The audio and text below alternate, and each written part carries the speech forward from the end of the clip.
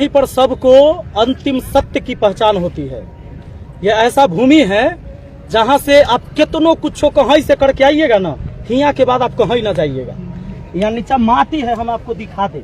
Iraq है ना, इनमें सब एहे में मिलल है, मंत्री, विधायक, मुखिया, एसपी, डीएसपी, डीएम कितना मिल गया है, किसी का पहचान नहीं होगा जो कौन है या कौन नहीं। इसलिए सत्य है और हम चाहते हैं कि जितना के गुमान है जो भाई हम डीएम है तो हम एसपी है तो हम मंत्री हैं, हम विधायक है, तो इस बात को समझ ले कि सबको अंत होना है।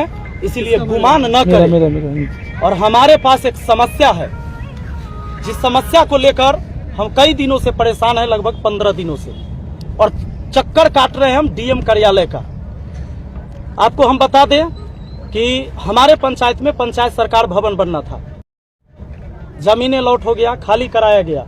उसके बाद डीएम साहब को ऊपर से आदेश आया और उन्होंने वर्क ऑर्डर मिलने के बाद काम को रोक दिया। और आज जो पंचायत सरकार भवन बनने का एक सपना है जो पंचायत के विकास के लिए, उसको रोक दिया गया। मैं चिट्ठी लेकर डीएम कार्यालय पहुंचा, हमारा आवेदन नहीं लिया गया डीएम कार्यालय में।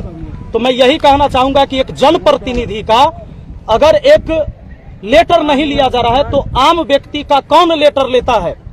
पूरे पंचायत से लेकर ब्लॉक स्तर से लेकर जिला तक हर चीज में भ्रष्टाचार है। राशन कार्ड में पैसा नहीं है तो राशन कार्ड में नाम नहीं बनेगा, नहीं राशन कार्ड बनबे नहीं करेगा। जातीय आवासीय के लिए पैसा नहीं दीजिएगा तो बनबे नहीं करेगा। आवास में पैसा नहीं दीजिएगा, आवास मिलबे नहीं करेगा। शौचालय में कमीशन नहीं दीजिएगा तो मिलबे नहीं करेगा। तो ये सिस्टम बना हुआ है। इस सिस्टम के प्रति हम आए थे एक आवेदन लिखकर मिलने के लिए डीएम साहब से। डीएम साहब पहले से ही तैयार थे कि आदमी सारा समस्या लेकर आएगा, पहले ही हमको भगा दिए। बोले क्या तू कौन है? हम बताए कि सर हम विपिन कुमार है, मुखिया हुए सलाह पंचायत के। तो क्या हुआ, क्या बात है? हमने कहा उनको कि भाई हम पंचायत सरकार भवन निर्माण होना था, उसके संबंध में बात करना है। तो भाई कैसा तुम आदमी हो, तुम जमीन ऐसे देते हो जहां विरोध होता है? अरे तो जमीन किसी ने जबरदस्ती कब्जा कर रखा है डीएम साहब। मैं आपसे पूछना चाहता हूं, अगर किसी ने कब्जा कर रखा है तो विरोध करेगा ही। उसको हटाने का पावर किसके पास है? क्या एक मुखिया बंदूक लेकर खाली करवाएगा? अगर वर्क ऑर्डर आपने दिया था इसका मतलब जमीन जायज था, सरकारी जमीन थी।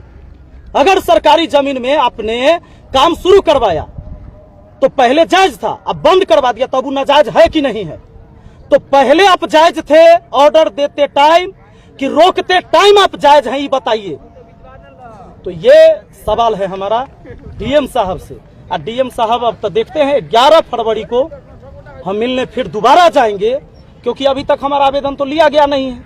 हम तो वापस लेके आ गए, वो आवेदन लेकर हम घुमाई चलते हैं और डेली वीडियो बनाकर बताते हैं। अब हम पूरे वैशाली जिला के एक एक व्यक्ति से अनुरोध करेंगे, आपका मुखिया, सरपंच, विधायक कोई साथ दे न दे, आपकी समस्या है, आपको खुद लड़ना होगा। यह भगत सिंह दोबारा पैदा नहीं होगा। आपके घर में, हर घर में भगत सिंह है। एक व्यक्ति निकलिए और एक आवेदन लिखकर अपनी समस्या, मेरा समस्या नहीं, मैं अपने बाल बच्चों के लिए नहीं लड़ रहा हूं। अगर आपके पास नाला नहीं है घर के सामने, पानी का जल जमाव होता है, रोड टूटा हुआ है, आवास लायक आप हैं, आपको आवास नहीं दिया जा रहा है, राशन कार्ड में आपका नाम जुड़ना चाहिए, अगर नहीं जुड़ रहा है, आप डीएम साहब को एक लेटर लिखिए, जिला पदाधिकारी महोदय को एक लेटर लिखिए। और 11 तारीख को हम लोग 11 फरवरी को 11 बजे दिन में हम भी अपना आवेदन लेके आएंगे और आप सब आवेदन लेके आइए। और एक चीज और, वहां सिस्टम हमें सुधारना है। जब यहां से सुधरेगा तब पूरे बिहार में सुधरेगा, पूरे देश में सुधरेगा। वो सिस्टम यह है कि डीएम साहब पैर पर पैर चढ़ाकर कुर्सी पर बैठे रहते हैं और सामने जो 25 से 30 कुर्सी लगा रहता है, कोई आम जनता भी आ जाए तो उसको बैठने नहीं दिया जाता है। खड़े होकर बोलो, उधरे से निकलो। अरे लोकतांत्रिक देश है जहां जनता मालिक होता है। You are a public servant mister DM, public servant है आप, जनता के नौकर हैं आप। तो ये राजा जो है, जो जनता राजा है, वो खड़ा होता है और जो सर्वेंट है वो बैठा रहता है। तो व्यवस्था ये होनी चाहिए कि आप भी बैठिए। आपके कुर्सी पर बैठने से मुझे एतराज नहीं है। आप परीक्षा पास करके आए हैं, आप पढ़ाई करके आए हैं, आप योग्य हैं तब बैठ रहे हैं। लेकिन एक आम जनता जब आएगा तो उसको भी कहिए कि भैया बैठिए और बताइए आपकी क्या समस्या है। मैं इस व्यवस्था को लागू करवाना चाहता हूं, क्योंकि अगर ऐसी अफसरशाही रही तो किसी व्यक्ति का नहीं सुना जाएगा। अगर मेरा नहीं सुना गया है, ना जाने कितने लोग वहां आए होंगे। अगर इस पीड़ा से, इस दर्द से आप परिचित हैं तो जरूर आइए। 11 फरवरी को 11 बजे डीएम कार्यालय हाजीपुर में अपना आवेदन लेकर